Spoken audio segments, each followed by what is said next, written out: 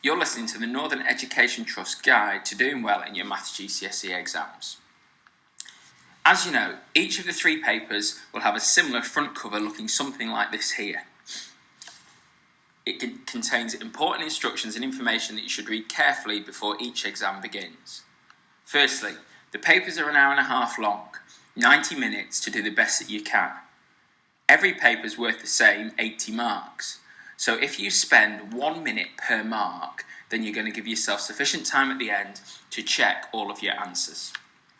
But don't leave any blanks. You're expected to answer all of the questions to the best of your ability. If all else fails, guess, because leaving a question blank will certainly gain you no marks at all. Thirdly, if you cross anything out because you think that it's wrong, fine, but do it with a single line. Do not scribble it out so hard that you can't see what was there. If a marker can read your crossings out and you haven't improved your work, then you can still gain marks for that. Of course, the marks per question are a clue. You'll have some 1-mark questions and some 6-mark questions. That should give you an idea of how long to spend. If it's worth 1 mark, you're not expected to show any working. If it's worth 6 marks, then you're really expected to show a lot of working because 5 of those 6 marks will be for the working that you put down. So show it all. Everything you do needs to be written down clearly under the answer. That includes calculations you do on your calculator, still write them down so that the examiner can again see exactly what you were thinking when you answered the question. Next bit of advice, read each question carefully before you start to answer it. Here's a typical question, and the number of students that actually answer this incorrectly is quite surprising because what they do is they work out perhaps the input when it asks for the output or the output when it asks for the input. So just read it carefully. In this case, of course, it says work out the output, underline it, highlight it, but make sure you've read it carefully before you start to answer it. Next, underline or highlight the important words or numbers. Here's an example. And I've seen students highlight the whole question because they think that it's all important. But of course, there are some key elements to this question, and you can see that they've been highlighted. In addition, when you've got a longer question like this here, show all your working in a clear and logical manner. Perhaps after each sentence, write down any maths that you can do. Tick it off as you use it, so that at the end you know that you've used all the information in the question, and then as you can see here, the question says what will the depth of the water in the tank be? So that's been underlined so that the person answering this knows, have I got a depth of water as my final answer? Graph questions, always check the scales. Is it going up in 5s? Is it going up in 10s? Is it going up in 1s or 2s? Just check them really carefully before you begin to answer, and perhaps label some of the extra numbers in between the ones labelled on the scales. When you're doing comparing calculations, it might be which is the best value, or adults go on one trip and someone else goes on another trip. Just make sure that you split your page in 2 so that, again, the person marking it can see, right, this is what they were writing down here, this is what they were doing there, and then at the bottom, make a comparison between your answers. Just make it easy for the person marking it to see what you have done. Ensure your answers are rounded to the required number of decimal place or significant figures. Check the question carefully because each one is different. Highlight that when you read the question at the start, and of course you can then tick it when you know that you've rounded your final answer. But still write down the full answer first. So the full calculator display, 5, 6, 7 decimal places or significant figures, and only at the very end round it to the required degree of accuracy. Your answer should always be supported by appropriate working. Unless it's a 1-mark question, you really shouldn't just be putting the answer down because those extra marks are for your working. So make sure, again, it's clear, it's structured, it's easy to read, and then the answer is on the answer line at the bottom.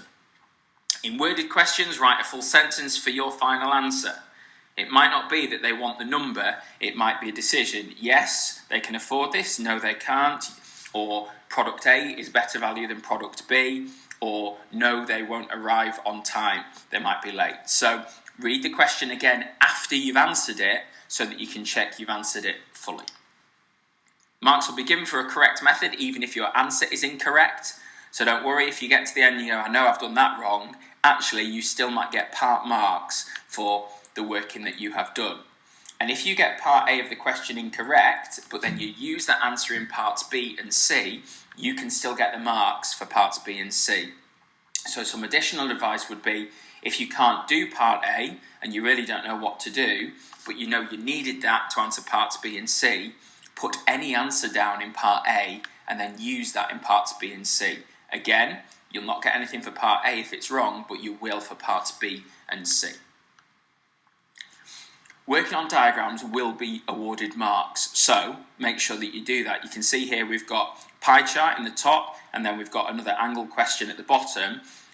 I have added the red angle numbers, and I've worked those out and put them on the diagram.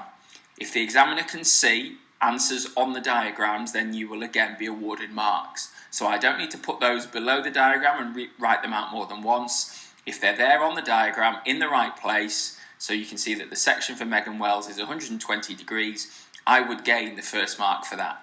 And the same with the angles question at the bottom. I've not yet worked out angle X, but I have worked out 3 other angles, and I would get some marks for that before I actually get to the final answer. So do mark things on your diagrams. It might be scales. On the higher paper, it could be in a histogram, the area of each bar, because we know that that represents the frequency. It could be you've drawn lines on your cumulative frequency diagrams. Draw on the diagrams and you will gain marks. Remember to include units in your final answer. In the majority of questions, we know that the units will be there, like the one I've drawn underneath. You know, the centimetres is already on the answer line, but not always. So read the question carefully. Does it require units? Are they already given? And if so, make sure you put them on the answer line. For money questions, do not put pounds and pence. It's one or the other. So it might be £1.50 or 150 pence, but not 1.50 with a pound sign and a pence sign at the end. That would be incorrect. Rounding again, there we go, mentioned that already. So show the whole display and then round it to the correct degree of accuracy. Take especially extra care with any negative number questions. If it's on the calculator paper, then put the negative numbers in brackets. As you can see there, -2 squared is not the same as -2 squared. The calculator would say that the first one is equal to 4 and the second one is equal to -4. So do those really carefully. If it's on the non-calculator paper, then you have to be extra especially careful. And remember the rules that 2 negatives multiplied together make a positive. If you have a number and you subtract a negative from that, it is actually the same as adding to that first number. So just be really careful with your negatives. Almost there.